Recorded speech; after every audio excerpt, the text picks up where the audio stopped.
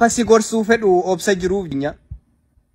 Baraafi murtuttee iyyuu gad jedhanii dabarsu jedha mammaaksi keenya.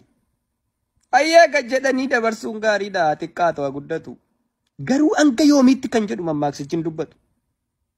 Kan hubattan jiraannan natti maa kaayyajamaa baraan murtuttee jalaa hanga yoom gad jedhama. Hanga namummaa baatee abdiidhaan maseentutti. Hanga akka horii dallaa bayi jennaan gabbaatee seeni jennaan seentutti. Hanga hunduu faallaa ta'ee bishaan gara yaa'utti hanga abbaan arge dhufee sirratti fincaa'utti.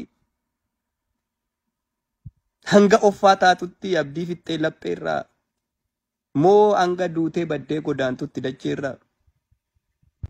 Ol jettee ija jabaattee yoon dubbanne dhugaa kee. Otuuti dheebuun duutuu ormi dhuga burqaa kee. Yeroon inuma deema barri inuma darba garuu mata ol qabatanii jiraachuun kan abbaa. Yoo ati murteeffanne yoo muranne garaa kee yoo hin ciranne karaa kee barri dirqamaan harkisee ol hin qabu mataa kee.